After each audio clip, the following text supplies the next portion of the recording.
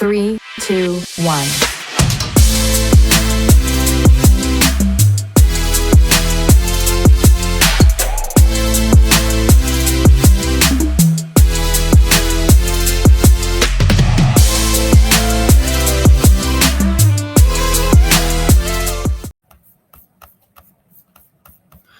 Procrastination versus execution. How many of us are guilty of procrastinating so much that we tend to be afraid to move forward with anything?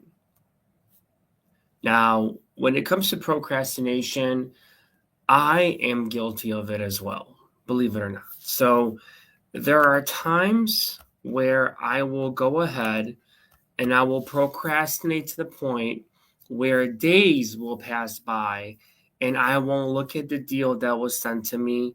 I won't underwrite the deal for whatever reason. Whether it's psychological, subconscious, maybe I'm afraid that I'm not good enough to underwrite this deal, or maybe I'm just already having pessimistic thoughts about the deal.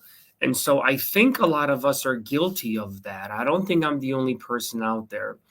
And what happens is when you procrastinate so much, you have this pile up of procrastinated paperwork. I, I just made that up. So you have this like procrastinated paperwork that just keep piling up, piling up. And if you're like me, you're laying in bed at night and you're thinking about this paperwork that just keeps piling up because you know those are the tasks that you have to do and get done. But for some reason, you don't want to go ahead and get up and get them done either in the morning or after work. And then you're like, I'll do it the next day. I'll do it the next day. And before you know it, a week passes by and you have all this procrastinated homework to do. So how do we tackle that? How do we change our subconscious mind to tackle those tasks way before they start affecting our emotions, our anxiety, and our stress?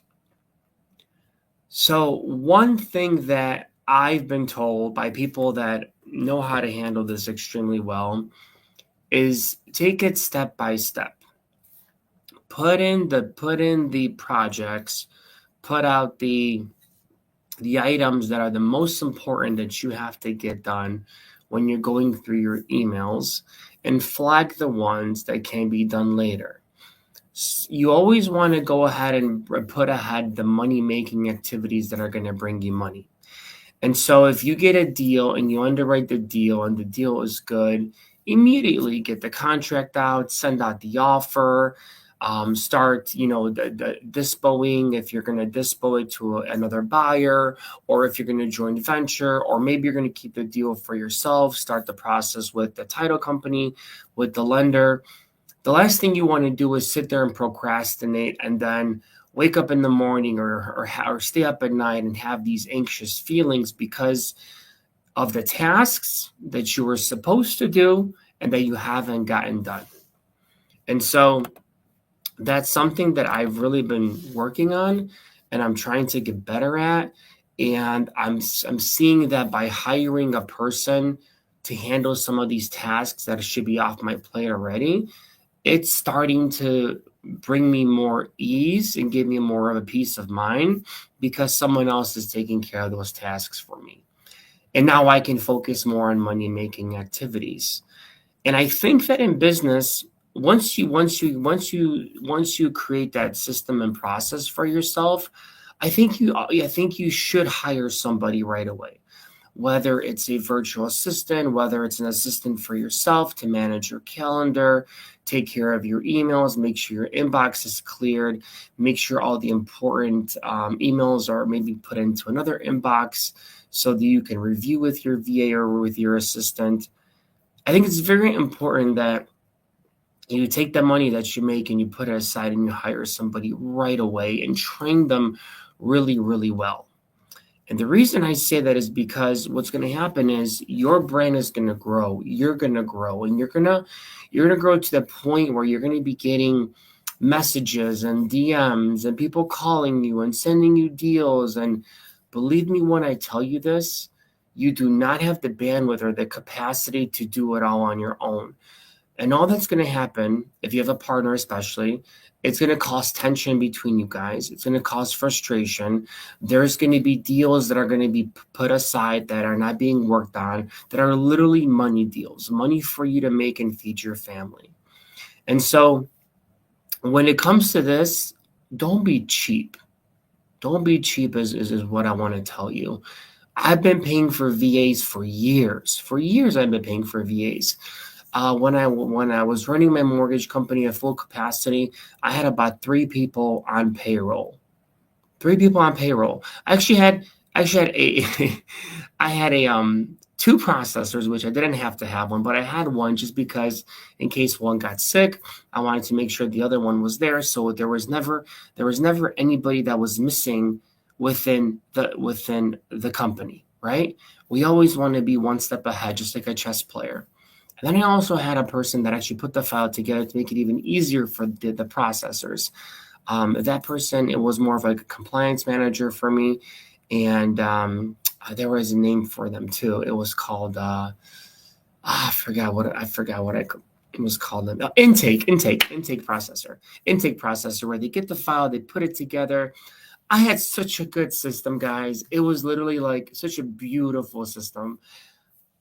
I can't believe I didn't appreciate what type of system I was able to build out with these people, and how it was becoming a well-oiled machine. But it took years for me to understand that and for me to do all that. And then when it happened, I took it for granted. I was like, oh, okay, this is pretty easy, you know? In reality, it wasn't easy. It was hard. But slowly but surely, we got 1% better every single day.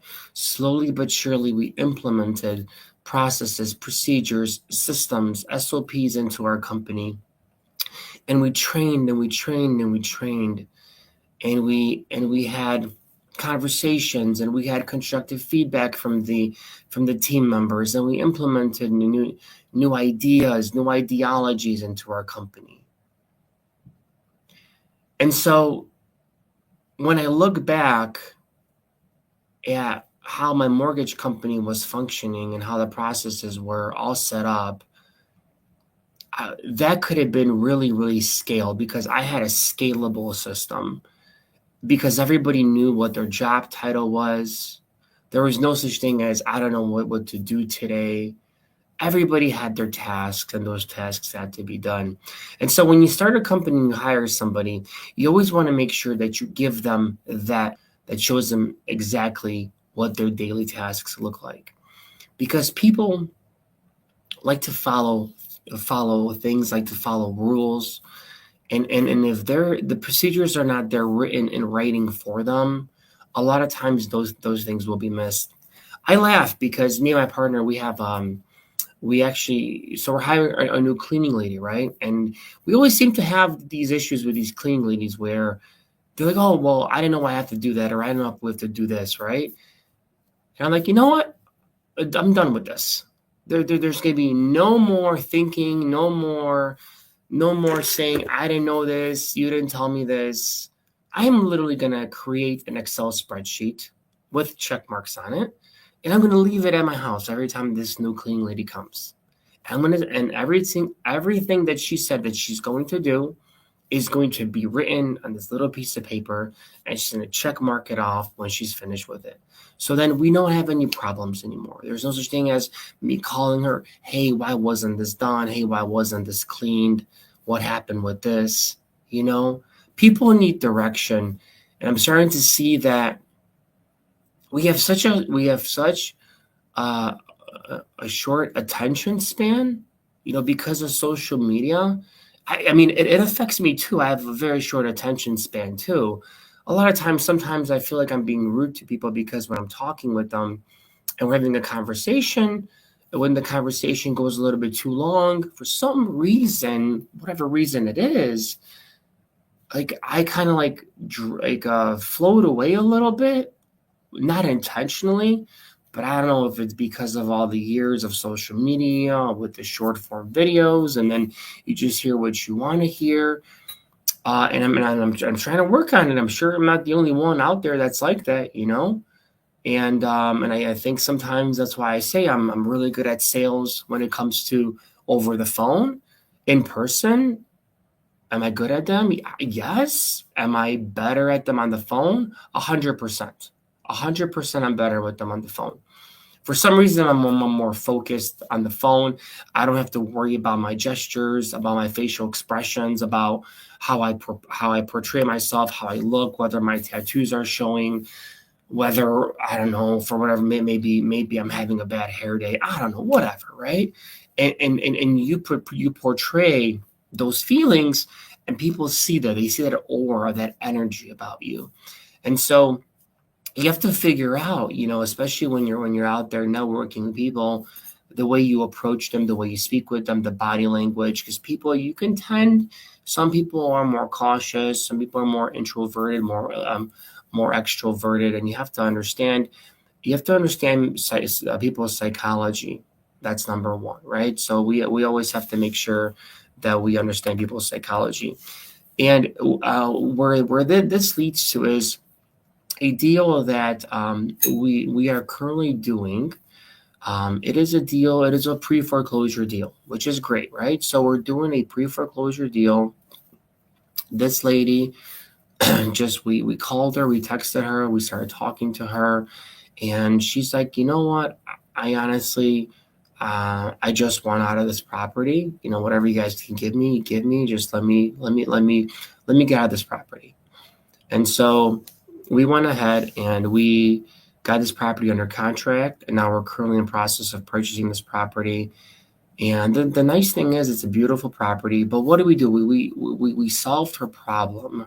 Her problem was, I need to get out. I have bad memories of this house.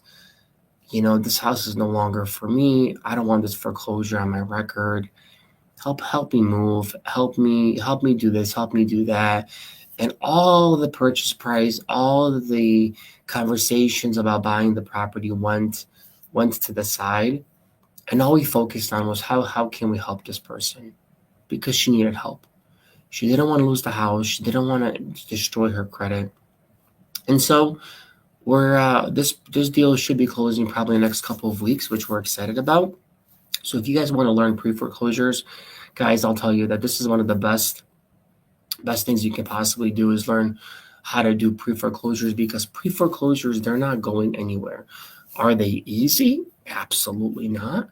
Does it take a long time to get a deal, especially when you're calling and texting? 100%.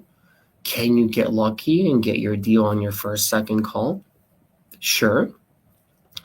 But is that something that can be continuous? Is that something that can be consistent?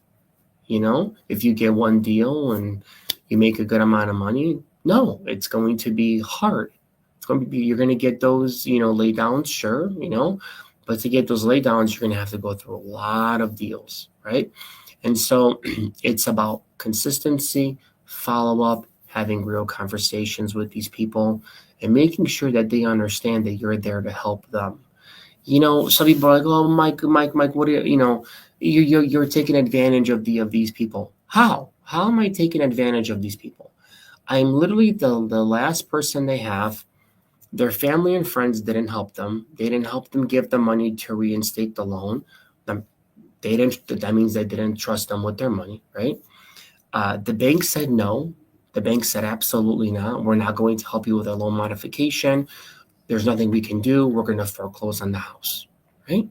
And they reached out to maybe some creditors. Hey, can you guys borrow me some money? And keep in mind, a lot of these people have a lot of equity in these properties. So for a family member to say no to you, right? Even though they might be secured with the house or, whatever the case may be, they still said no. And so there comes to a point where the auction's coming up, and then we become their last resort. Because it's funny how some of these politicians and governors and attorney generals they say, oh well, you know what, you can when even if you go into foreclosure, you can go ahead and you can try to redeem and try to redeem the surplus of funds.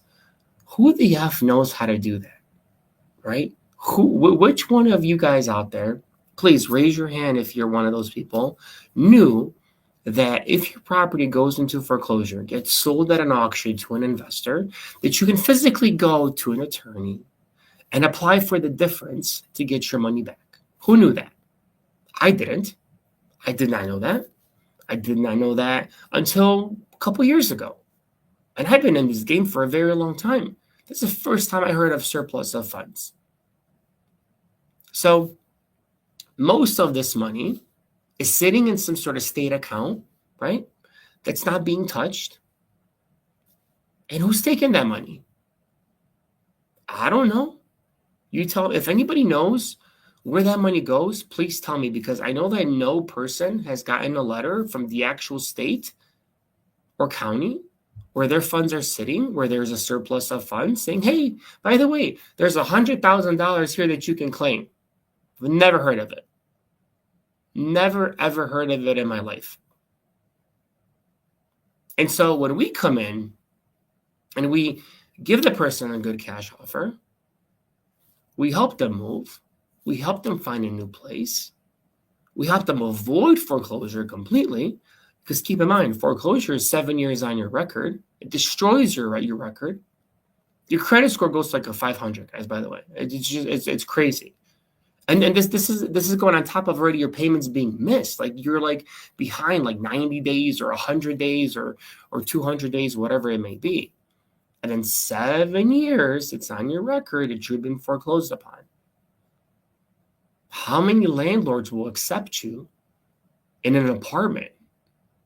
How many car dealers will give you a car? When will you be able to rebuild your credit and start rebuilding? It's going to be very tough and hard after a foreclosure. And so when we stop these foreclosures, they're done. Everything gets paid back. The bank gets paid back. Their credit shows up as clean, zero balance on their mortgage, and now they get to rebuild their credit. And it's easy. They can go apply for a secured credit card. They can go on. They're also as a authorized user on somebody else's account that has a very good account for like the last 10 years, being added as an authorized user. Just make sure that the bank that they're being added on or you're being added on reports to all the major credit bureaus. Funny story here, guys. I'll give you a funny story. I actually, this is funny. You're gonna love this one. Congrats on your deal that closed yesterday in LA. Oh, thanks, man. Appreciate it. It was a team effort, Saul. Appreciate you. Yeah. We're gonna be doing a lot more stuff in LA. LA is a beautiful deal, guys. So Saul, we closed a massive deal yesterday in LA. I'm not taking credit for it. I never take credit for anything here. It's always a team effort. We have some amazing partners in California. Amazing people. I'm talking about. I became such good friends with this one gentleman. This other gentleman I'm becoming very good friends with, and he's taught me so much too. He's poured so much knowledge into me that I appreciate. I'm probably going to actually fly out there and just go door knocking with them for fun and do some content on it, because they're so cool. So yesterday we ended up closing on LA. It should be recording today. It was in Linwood, California, and we ended up making about $170,000 on it. So very, very good, right? But remember, right? 170K, right? Let's say I did this by myself, right? All the stress I would have to go through in LA, all the understanding the pre-sale inspections, because this one had a pre-sale inspection, making sure I got a good contractor crew, making sure all that. I didn't have to worry about that. I had my good friends and partners take care of that. They were happy to take care of that. And I was here assisting. I went on a hard money loan and everything else. I was assisting with making payments every single month on our hard money payments, because that's what you do when you collaborate. You work together, and you know what? In the end, the universe pays you back. Pays you back in ways that you will never believe. But you cannot be greedy. You cannot be selfish. You have to spread the wealth. Work with other people. I cannot tell you enough how many people have reached out to me and asked me, "Hey, do you have a buyer for this? Hey, can you help me with this?" But they don't want to share the pie. They're like, dude, like, you want me to sit there and work for you, right? And go out there and utilize my team, my resources for what? Like, for where you want to keep like all the profit? Like, come on. Especially when you're like a first time wholesaler and investor, and you reach out to someone like me, or just anybody. It doesn't have to be me. I don't care who it is, right? And you're asking for help, like for me to find you a buyer, facilitate the transaction, and you're like, well, how much are you going to take, or whatever? Like, come on, man. Like, it's like, hey, you know what? Can you help me with this? I want to learn. I'm willing to take whatever I can on this deal, right? Because I want to learn. I want to be able to do this on my own. Guys, like, it's just so crazy. Like, you'll go to school in college for 4 fucking years. You'll pay $20,000 to $40,000 a year. You'll come out with some sort of degree that nobody gives I'm sorry, a shit about sometimes, right? Like, I don't know, like a liberal arts degree or something, or a social science degree, or whatever. Degrees that even business degrees are kind of pointless anymore unless you have a master's or a PhD. But you'll spend all this money on college, but you'll reach out to a guy like me where you can make 10, 20 grand, right? But you say, no, I'm gonna try it. I'm gonna do it on my own. I'm gonna do it on my own because I don't know. I just don't want to share the pie. And the reason you don't want to do that is because you don't believe in yourself that you can get more deals. Because if you believed in yourself that you can get more deals, we wouldn't be having this conversation. Because if you're going to sit there and you're going to hold on to this one deal that you got, right? Maybe you'll make 50 grand on, I don't know, 25,000, 100,000, whatever. You don't have the mindset yet on how to take that money and reinvest that money back into your business. You don't have that mindset at how to save some of those funds and not spend it on materialistic things. Because I've seen people make 50 grand and a month later that money was gone. That was their one whale deal, right? What's next? What is next? That's the question. Are you there to do one deal, a one-off? Or are you there to build skills and build some sort of system and business for yourself? What are your goals? Maybe your goals are different. Maybe you do want to do that one whale deal a year. That's fine. Then do it on your own. Do it on your own, right? But if you want to scale, if you want to learn, then you work with somebody that's doing what you want to do on a consistent basis. And so everything that I talk about is actual, is real. I have proof for these things. Were they easy to get done? No, absolutely not. Do I have LLC documents and HUDs to prove that I own these properties and that I have equity or this or that? Yes, I do, And the thing is, that's also something that you have to, also be careful when you're seeing all these people on TikTok and everywhere else, like all these gurus out there that are selling courses, right? Like, what proof do they have, right? Like, sure, checks, whatever, you can show checks. Like, I'm sure a lot of these people are legitimate people that are showing checks. But remember, some checks that people show, they're not in that profit, right? So Somebody could say, oh, I did a flip, I made 150K, right? And they get a check for 150K. But out of that 150K, guess what? 100 of that went back to either the private money lender, right? Because remember, people borrow money, construction costs, things of that nature. So that 150K check is that, and as an actuality for net profit, 50K. With our deal in California, our gross profit was 250,000 gross profit.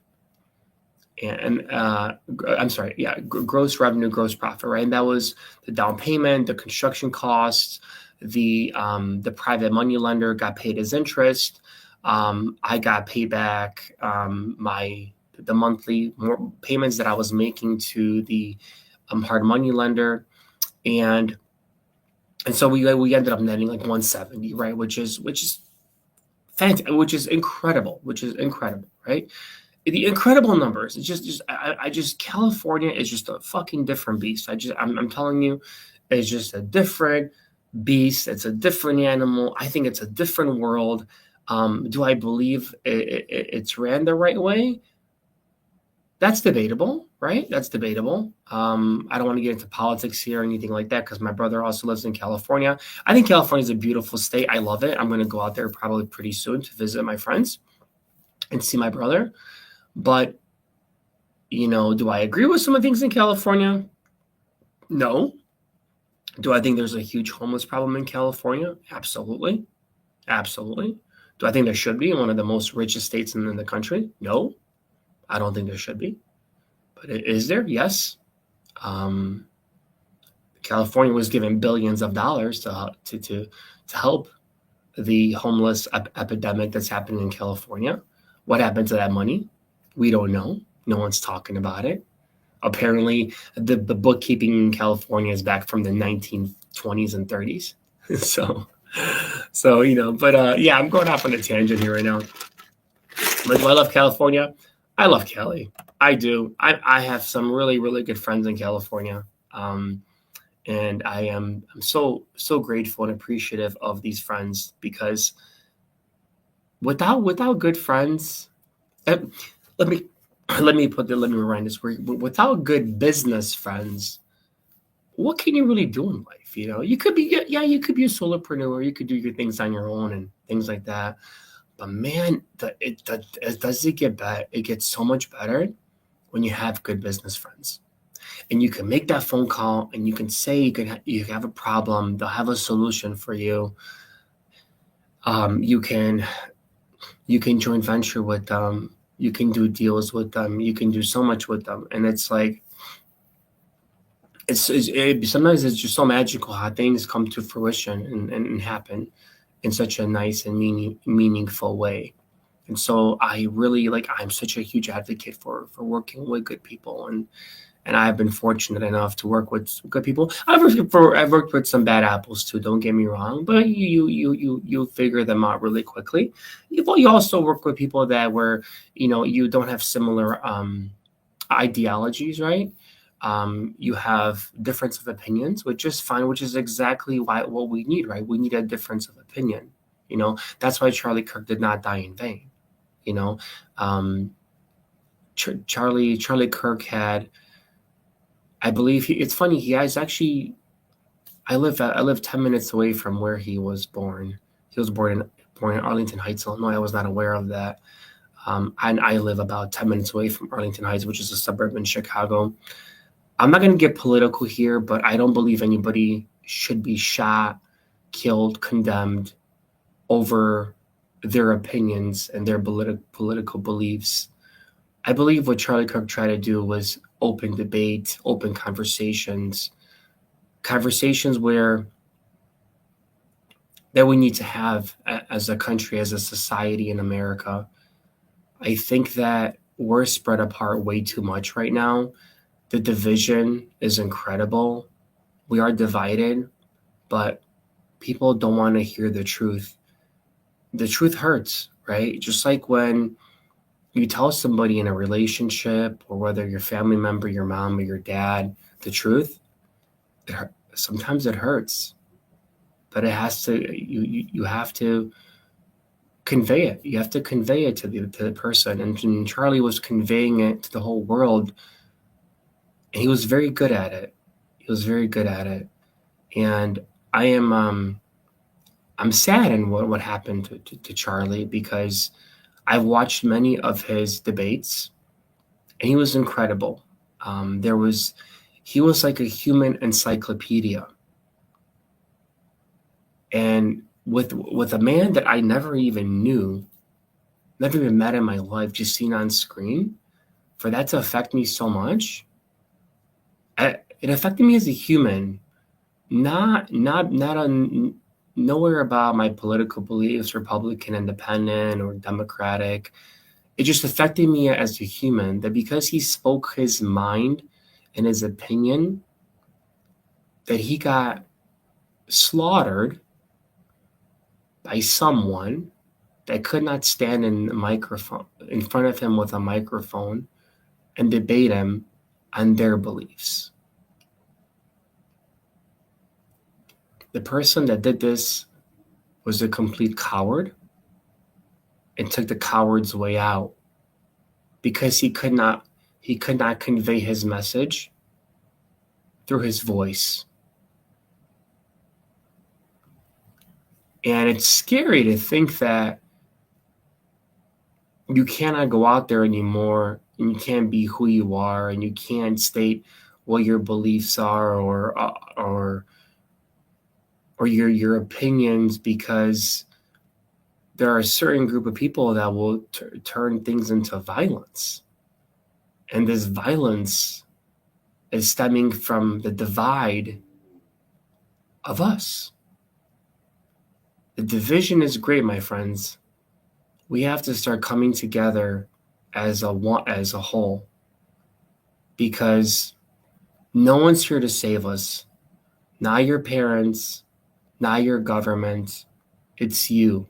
We have to figure out how we can live together in peace and harmony, how we can work together, how we can make money together.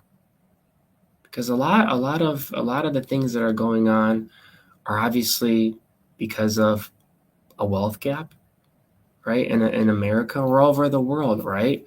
Where the rich are getting richer, apparently the poor are getting poorer, but we all have a chance. Like, you guys, honestly, we live in such a country where you can literally just wake up and do whatever you want. You know, you can wake up and just do whatever you want. You don't have to. You can literally go out there, open up an LLC, start making some phone calls, and start making some money, and start a business. That's the country that we live in, you know. And so, with that being said, I appreciate you guys. I think did I lose my live? What is going on? I always lose my live. Let's see here. I lost my live. TikTok, what's going on? How you guys doing? How are you guys? Oh man, I got 4 hearts today, huh? Cool. Awesome. Appreciate you guys. Where is my other stuff here? Let's see here. Where am I going here? This has been a pretty long stream today, but you know what's crazy? These streams that I do, they like calm me down. It's kind of cool. I get to speak my mind. I get to speak about what I do, the problems that I'm having in the business. Like, it's fun. Good stuff.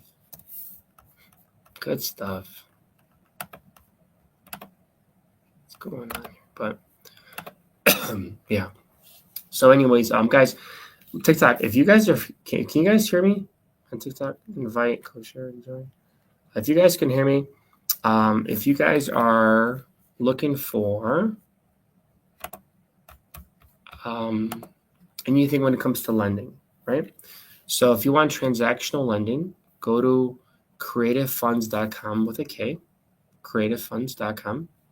And if you're looking for lending for DSCR loans, ground up construction, fix and flips, fixed to rent, feel free to go on and take a look at Kreative creativelending.com. That's with a K, guys, creativelending.com.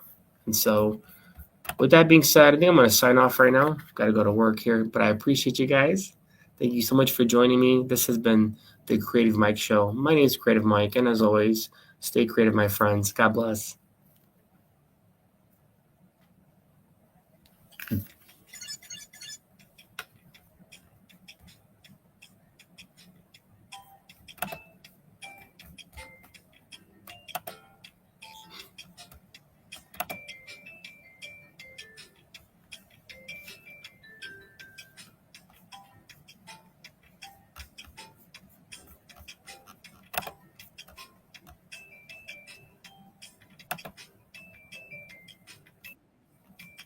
Okay. Oh, all right.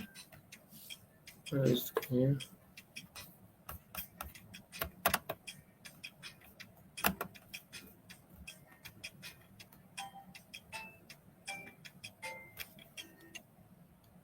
Okay, Candace, right? That's weird. All right, I'm gonna end the stream. Love you guys.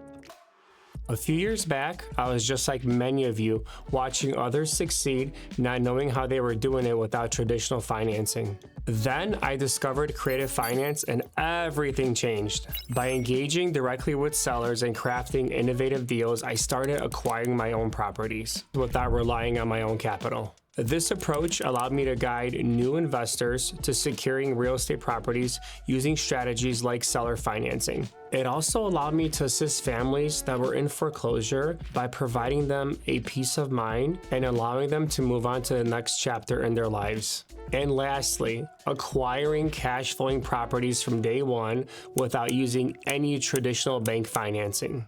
That's right, you do not need immense wealth to start in real estate. With the right knowledge and guidance, you can start your journey in real estate today. So if you're looking to get started in real estate and you're looking to learn or partner with someone like me, then reach out to me and let's do some deals together.